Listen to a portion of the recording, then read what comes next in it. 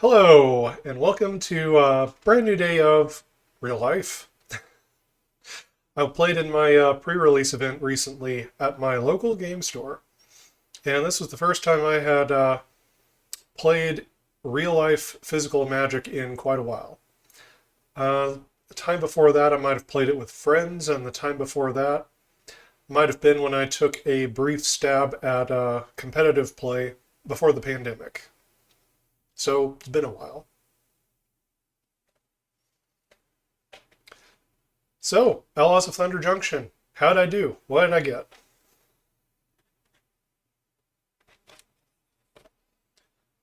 So there's this box that's inside of the other box.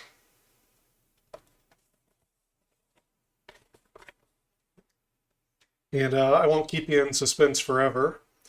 I won 2 booster packs for coming in 6th place out of 14 people.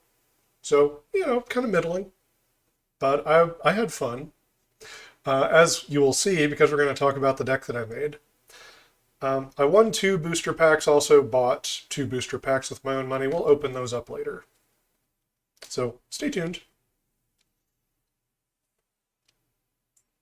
But for now, I wanted to talk about the deck that I made and the card pool that I had. Oh, and for the record, I went 2-2. Won 2 of my matches, lost 2 of my matches. The matches that I lost went to all 3 games, so I gave them hell.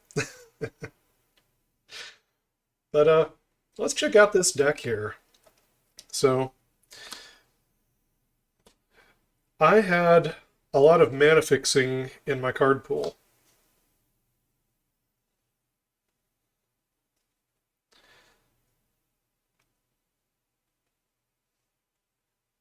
And I ended up going into a kind of ridiculous deck, you might say,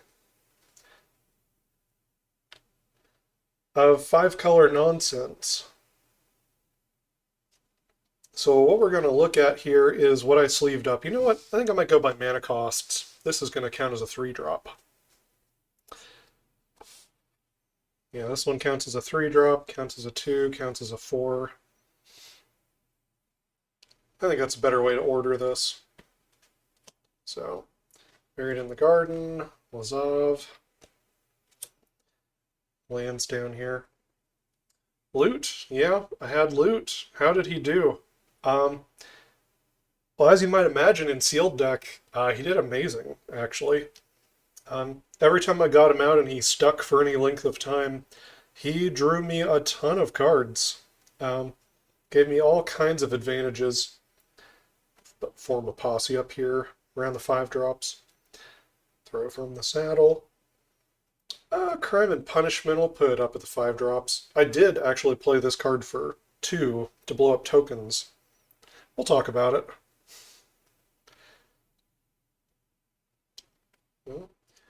Commando. Oh yeah, Gisa. How did she do? Also amazing. You might not think in a 5-color deck that I would get double black together and get her to fire very much, but oh, I did. Oh, I did.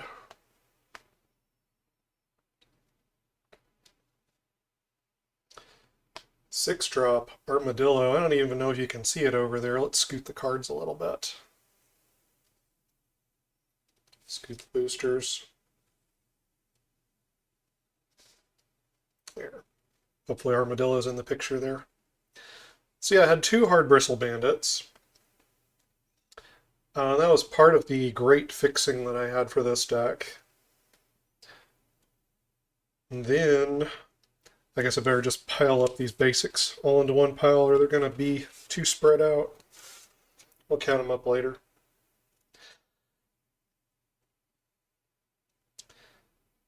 Yeah, and then a couple other things. Silver Deputy is not exciting or anything, but I also had double conduit pylons, which, I mean, seriously, double conduit pylons.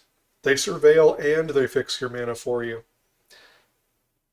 Once I saw that I had, double Hard Bristle Bandits and double pylons, was like, you know what? I can probably make a 5-color deck work. And I did. So these were all of the other color fixing non-basics that I had. 3 deserts and the blooming marsh. Other than that, let's see, I had 11 green cards in the deck, I think. And then everything else is pretty spread out. Like I came out at like 4 or 5 or 6 cards in just about every other color. So I ended up playing, what was it? The 2 islands, 2 plains, 2 mountains, 4 forests, 1 swamp because I had a lot of black on the non-basics.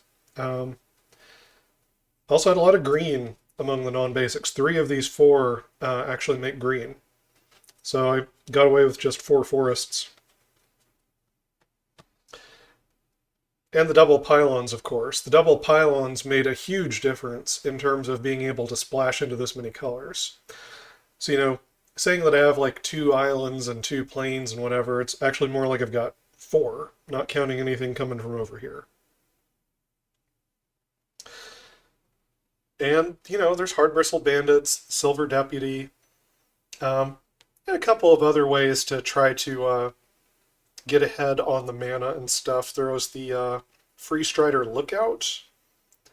Vault Plunderer can draw a card.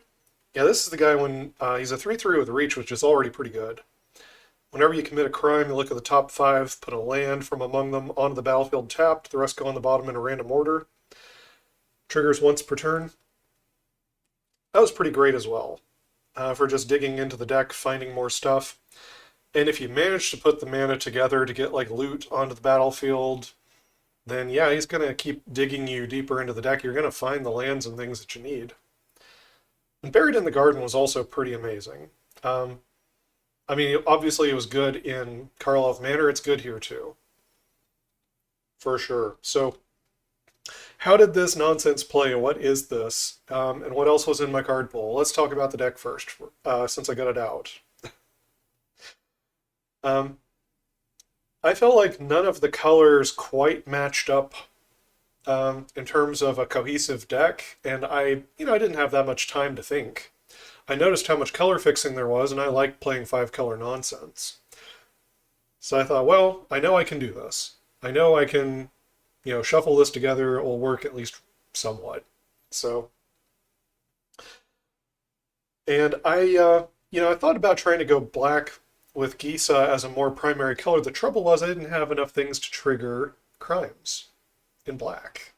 I had a lot of black creatures, but there weren't that many that triggered crimes. So instead, I ended up making this 5-color crimes deck. And that's really what this is. There are several things in here that care about crimes a bit. There's Gisa, of course. She is one of the main ones. There's the Free Strider Lookout. That's a big one. There's Lazov. If you haven't read Lazov, he's just an uncommon. But every time you commit a crime, it triggers once per turn. He gets a +1 counter, and then you may exile a card from a graveyard, and he can become a copy of a creature that way until end of turn. But the important bit is, he gets a +1 counter every time you commit a crime.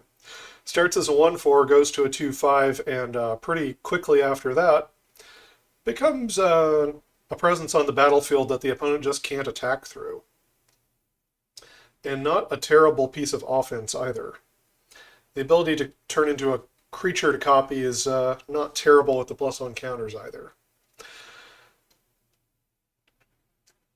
So yeah, and the Hard Bristle Bandits. Do not underestimate the Hard Bristle Bandits. I was untapping these suckers constantly.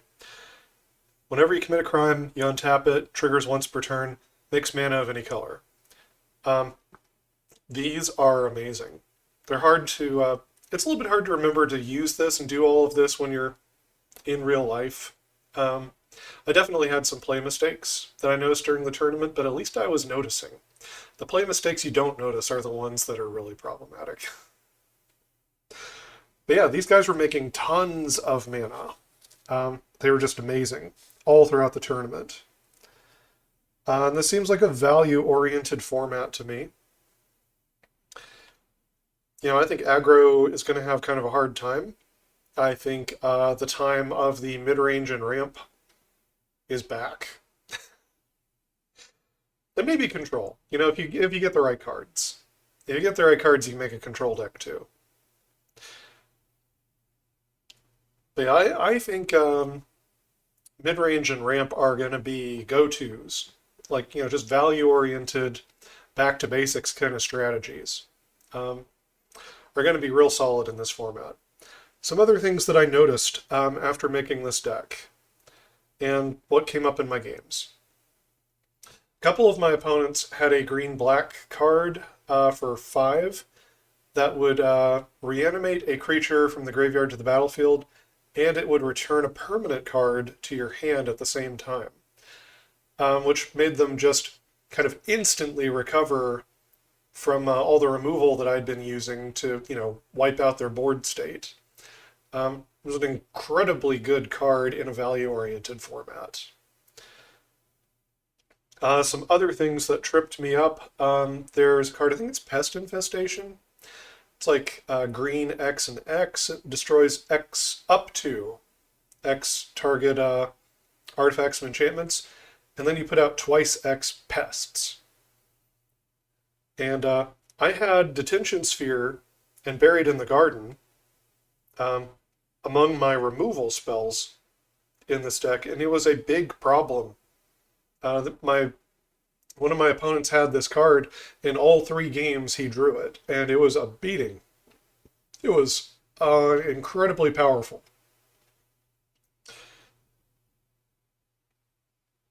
So,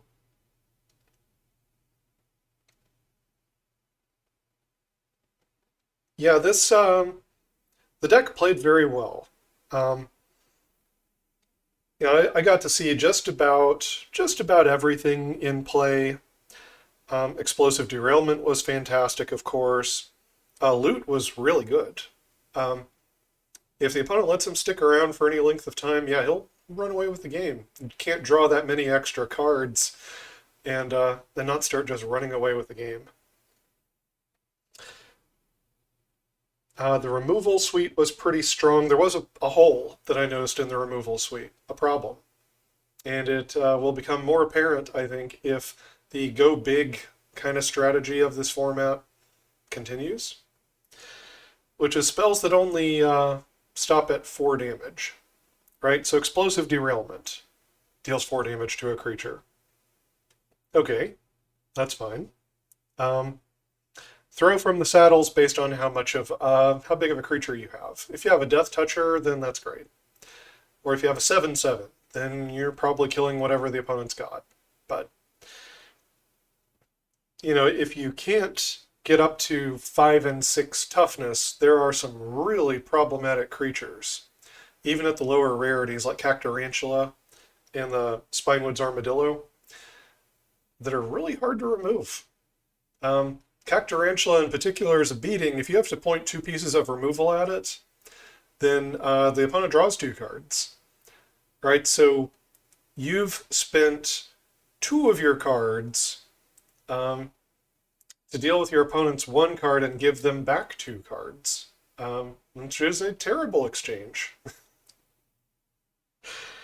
It might be the correct play if you think you can, push towards ending the game, but if you can't finish them out, then all that value is probably going to bury you. And then they might reanimate the Cactarantula from the graveyard. Roxanne is good. The meteorites that Roxanne makes, with how, if this is more of a go big kind of a format, it feels like it is, then there might be a lot of times where if Roxanne has to pair up with like combat damage, you have to be sneaky in some way to kill what you need to kill with the meteorite. She's definitely good at sniping off flyers, though. I will say, which feels appropriate for meteors. Form a Posse was very strong. Just having them as warm bodies was good. Having them as tough power pumpers was also good. Crime and Punishment was fine. I think I only used the crime side of the card like once, maybe. And there's maybe another time I should have used crime instead of punishment, but I ended up using punishment more often. Um, Sometimes for tokens, but also just generally speaking, wiping out their 2/2s, or they've got a couple of 4-drops that are problematic, and I don't have any 4-drops, and okay, I'll pay 6. And that happened. So yeah, punishment was pretty playable. Gisa was amazing. Her and Loot had a tendency not to show up in the same game. Um, I think they did once, and that was pretty amazing. But usually it would either be Gisa would show up to work or Loot would show up to work, one or the other. And those would be very different games. In Gisa's case, I would be trying my best to trigger crimes on my turn and the opponent's turn just as often as I could, flood the board with zombies for the win. In the case of Loot, you're trying to get as much mana on the board as possible to deploy as much stuff as possible, and then once you've hit the point that you're like, you got an artifact and you've got an enchantment and a creature and you're seeing 3 cards a turn, then you're just trying to deploy threats just to end the game before you deck yourself as quickly as possible. It's fun. Iron Fist Pulverizer, this common guy was actually really good. I think it is a testament to how the format is more of a go big format. A 4/5 with reach that can trigger a crime when you cast your second spell each turn, right? Deals 2 damage to the opponent and you scry 1. This was another way I could trigger crimes in the deck. It ended up being really valuable, and also its body as a 4/5 with reach was super relevant. So in formats that are slower, where it's more about value and outsizing what the opponent's doing, it's kind of a lost bit of tech. I'll talk about this when I do more limited videos, but just all else being equal, right? A 4/5 with reach is better than a 2/2. That might seem obvious to say. And usually the person you're talking to will be like, well, what about tempo? Well, if the format's slower, if removal's good, if blockers are strong, then tempo starts to change. It starts to shift into the late game. It can be hard to pull off an aggro deck in a format like that. And some of the big forgettable creatures of other formats that were extremely fast, where they're nigh unplayable, right? Like in Phyrexia All Will Be One, there was a reach creature in green. I believe it was a 6/5 for 6, had reach and trample. It was nigh unplayable in that format. Not quite unplayable, but really close. It was pretty bad. Usually you would be dead by the time you're trying to resolve that card. In this format, I feel like that same card would be a pretty excellent addition to your deck. It's a shift. And you gotta see which way the tide's flowing. Or you can get left behind. You'll draft an aggro deck and get crushed. Maybe. Hypothesizzle was another card that capped out at 4 damage, like the Explosive Derailment. And these ended up being a problem when I was going up against an opponent who had just a bunch of big green creatures. I was running Cactarantula, I was running the Spinewoods Armadillo. He had 2 copies of the Dragon that gets -X/-X for the number of cards in your hand. His creatures were big. This was the same guy who had the spell that blew up the Pest Infestation. Blows up artifacts and enchantments and makes pests. Same guy, he had a gigantic deck full of huge creatures, and the removal that I had was getting outsized, right? So Hypothesisal's alright. Drawing 2 cards is nice, for sure. There's even a game I remember where I played Hypothesisal on an empty board and just drew the 2 cards, because I'd flipped it up off of loot, and it was going to go away otherwise. So Hypothesisal was fine. Explosive Derailment was amazing, but against that particular matchup, I felt like my removal was just not cutting it. Or like I had to pair up a Skullduggery one turn in order to kill like the Cactarantula, and that was terrible. Anyway, this deck played surprisingly well. I had only a couple of mana issues, which probably, did keep me from placing higher in the tournament. Maybe some of my play mistakes did too, but I had a good, strong showing anyway. There was a game I couldn't quite find blue mana, and then there was a game where I couldn't find my second black mana quickly. Other than that, though, it played very smoothly. The color fixing in the set is unreal. Reminds me a lot of March of the Machine. Okay, but what could have been? I'm not going to spend a whole lot of time on this, but there's always the question of what else was in the card pool? What else did I have access to? Well, I'll just go over it kind of quickly here. I had the Varmint, I had the Possum, Ankle Biter.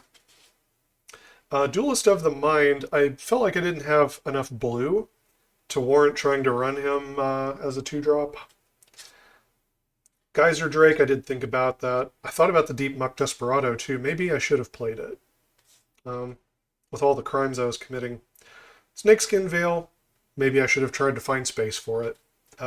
Tornado, Gold Pan, 2 Mobile Homesteads, Prickly Pear, another Jim Lightfoot. This card didn't do that much for me. I didn't draw it very much. One of the games I did draw it, I ended up having to use her just as a 3/3 blocker. So, didn't really get a chance to see that card do what it's supposed to. Malcolm the Eyes, Rictus Robber, Servant of the Stinger, Raven of Fell Omens, Izumi Linkbreaker, another Rictus Robber, Fake Your Own Death, which you can actually commit a crime with this card. It's just not ideal. Corrupted Conviction, Steer Clear, Claim Jumper, which this one, I don't want to splash a card that may or may not trigger for a 3/3, which is kind of middling, to get a Plains, which I may or may not need. Stagecoach Security, probably could have been fine in here. Rustler Rampage, Take Up the Shield. Sterling Supplier, also probably would have been fine. Thunder Lasso, Keykeeper, Bridled Bighorn, Trained Arynx, Daring Thunder Thief, Rope Master, another Thunder Thief, Visage Bandit, Spring Splasher, Razzle Dazzler, Take the Fall, another Razzle Dazzler, Seize the Secrets, Emergent Haunting, another Rope Master. Then Slick Shot Show Off. I felt like this was going a little bit too far on trying to make like an aggro thing fit into a non-aggro deck. I know it's a good card, but I feel like this wasn't the deck for it. Highway Robbery, Fling, Discerning Peddler, which would have been fine filler, I guess. Thunder Salvo also would have been fine, but again, it wasn't removal that was like going to hit the big stuff. So I'm just as happy I didn't play it, actually. Mine Raider, Cunning Coyote, Reckless Lackey, Scorching Shot. The double red on the Scorching Shot, I was pretty crazy. I was like going double black on Gisa, but that's because Gisa is a super powerful card. Going double red on the Scorching Shot, doesn't feel like as good of a trade-off. You know, if you get to the double black for Gisa, that's amazing. If you get to the double red here, okay, it's another kill spell. Take for a ride, highway robbery, and some basics. So, with that in mind, would you have built the deck any differently? Or do you think that this 5-color version's pretty close to what it should have been? Let me know in the comments. But we're not done quite yet. So now that we've talked about the pre-release, some of my thoughts on the format, and this deck was a ton of fun, by the way. Gisa did her thing multiple times. Loot did his thing multiple times. So it was just like piles of removal, all kinds of 5-color nonsense. The opponents had to keep like stopping me to ask to read my cards because I had so much weird stuff going on in the deck. Here we are. I got 2 prize packs and 2 packs I bought with my own hard-earned money. Let's go ahead and open them, just for a little bit of fun.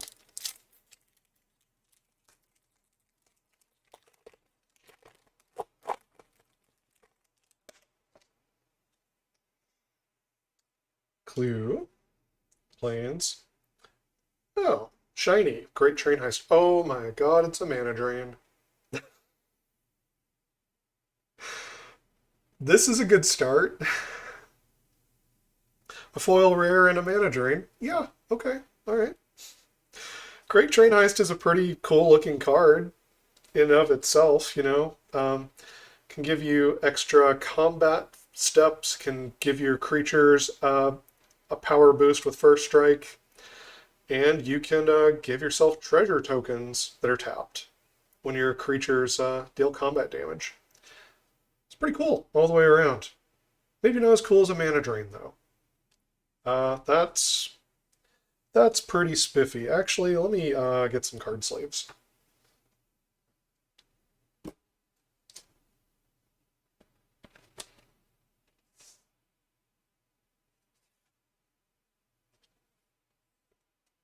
Yeah, that one's worth enough money. I think I should sleeve it up. Actually, I got a bit of respect for the non-basics as well. Here we go. I'll put that one over here. All right. Yeah, mana drain. Not standard playable. I guess I should actually put this into its own little pile off to the side. Still, oh, that's down where my face is, isn't it? Can't see it down there. So, super exciting. Jim Lightfoot, Sky Explorer. We'll settle that about there. Frontier Seeker. Fake Your Own Death. Vengeful Townfolk. Rope Master.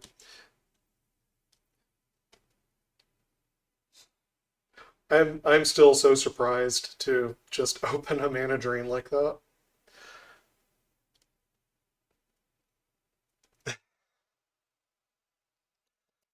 Feels like a nice prize for going to the tournament, spending a little bit of money, playing some Magic in real life.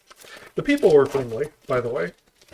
And the guy I played in the last round, he initially was like, you know, like kind of in that tournament mindset, like, you know, hardened and like not wanting to like chat and stuff. But actually, by the end of it, I got him to like open up and start talking. So it's great when you see that, you know, when someone's like initially a little bit icy, but you get to crack the ice and get them to start talking by the end.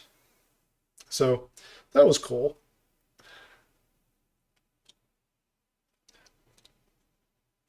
All right, Journey to Nowhere. Oh, I need to be keeping these things separate. I've been keeping them separate so far. All right, I think my piles are all good still. Just want to make sure I'm not mixing in the things that aren't standard legal. Fibblethip. This is one of those, this is like a classic Magic card design for anyone out there who doesn't know what I'm talking about. It used to be that without fail, you could guarantee that somewhere in one of the new Magic sets or blocks, there would be a card that took the new mechanic of that block expansion or whatever and gave it to like all of your cards or all of your creatures somehow. Like if there was like some keyword like provoke, it'd be like give target creature provoke or all of your creatures gain provoke or something like that. Fibblethip is kind of like all of your cards gain plot. So this kind of card used to have one like every set, and they're kind of nice. They're a lot of fun for formats like Commander, I find, where if it didn't get there in Standard, you still get a chance to play around with the mechanic with, even if that mechanic only shows up on that one card, suddenly you're giving it to all of your cards and you get a chance to play with it. It's kind of fun. Ankle Biter will probably see some play. 1/1 Death Touchers are basically good enough.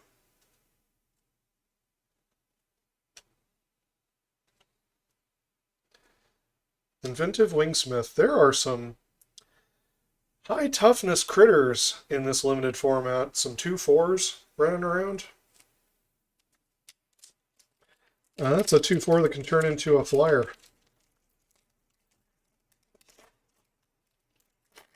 That's one of those things that you play on turn 3, and if you're aggro, you're really not happy to see it.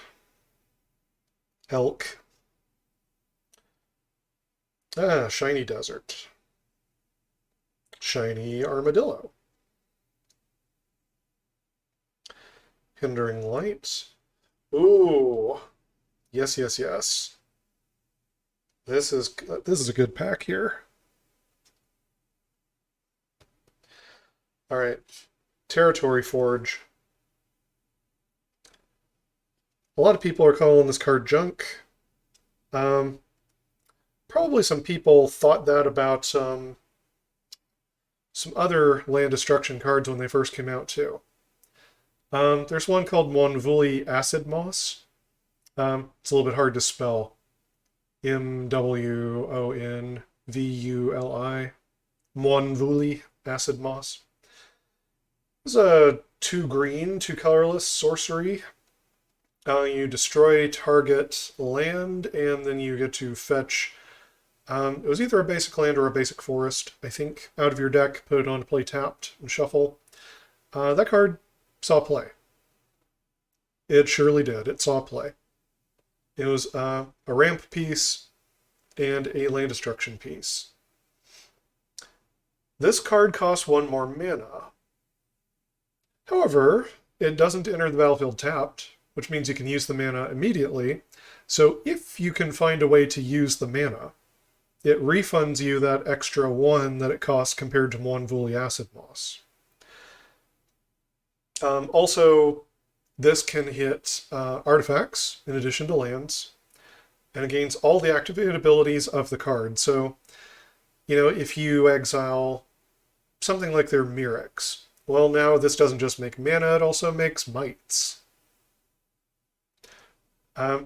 So it's kind of sideways looking at it a bit. It's kind of a better card all the way around than Monvuli Acid Moss was. As it should be. This is like dropping in a mythic slot. It probably wasn't mythic originally. It's probably a rare or uncommon, but here we are. It is a better card, though. It can refund you the mana, it can hit additional targets, it can gain additional abilities. Does that mean it's going to see play? I don't know, but I always take a second look when it comes to land destruction. We've got another mythic here. It's Bristly Bill. So we've got a 2/2 plant druid for 2. Landfall, whenever a land ETB is under your control, put a counter on target creature. Then you can pay 5 and double the number of +1 counters on each creature you control. Not bad. There's already an enchantment from Kamigawa, Neon Dynasty. Roaring Earth is the name of it. 2 mana, uncommon. It has the same landfall trigger that Bristly Bill does. When a land ETBs under your control, you get a +1 counter. Um, Now, it's not a threat unto itself unless you channel it. You can channel it, and for like green, green, and X, and a land you control becomes an elemental with X +1 counters on it. Otherwise, it just sits around as an enchantment and puts out landfall counters, which Bristly Bill's probably the better card because it's a threat and it can also like pay 5 to double the counters. I will say that the enchantment dodges board sweepers more easily. And maybe you would run them both in the same deck. Could be a landfall deck in standard for that reason. There already kind of is with Nissa. That deck's just all about making mana. But maybe you could go about it in other ways.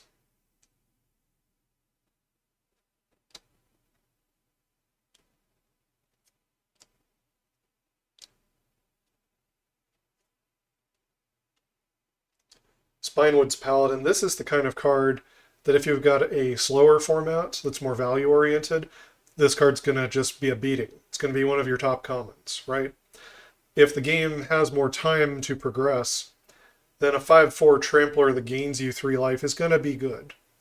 Now, unfortunately, the 4 toughness on this card is right at the sweet spot where a bunch of removal takes it out. But still, just 5 power trample and 3 life is going to make it a worthwhile body. And you can plot it too. So, all right, we're down to the last pack here. This has been fun. Getting a mana drain is a big deal. I'm also opening just other cards that I'm happy to have, happy to try to play with. So, for just 4 play boosters, I'm already pretty pleased. All right, art card. Shiny Forest. Oh, Shiny Botanical Sanctum. I'll sleeve that.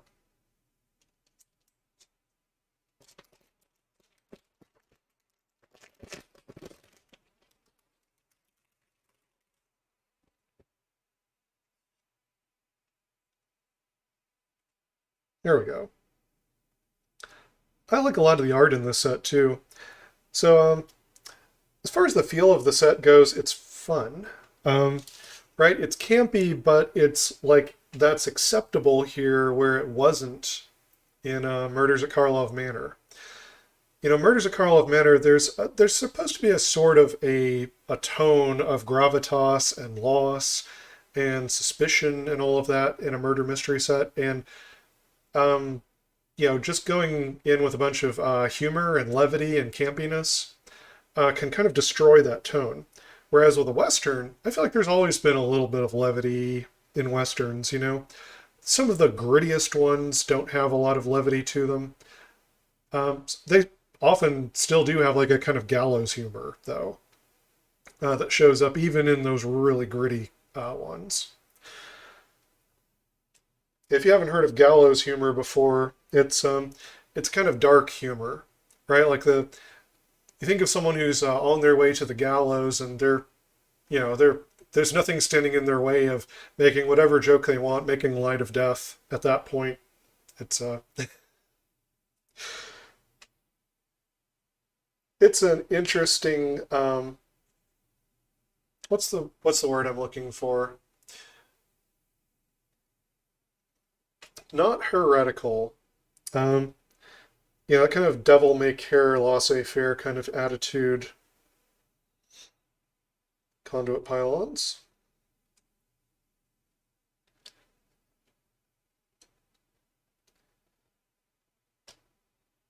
Throw from the saddle. All right. And that wraps it up. It's everything I had to open, everything I wanted to show you guys this time around. Thunder Junction seems like fun. I think the set is going to succeed. Any set that's reasonably accepted as fun and has cards that are good in various formats. And just the overall tone and set mechanics and everything, I think, is being accepted more than Murders at Karlov Manor.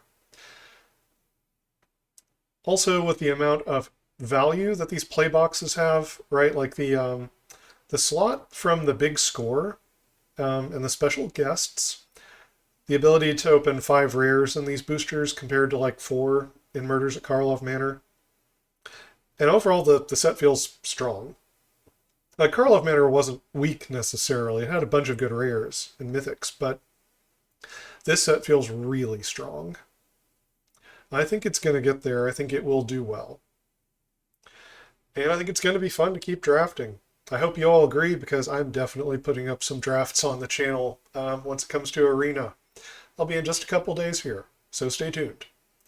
And until then, you can like and subscribe, check out my other videos, and never stop honing your critical thinking and empathy.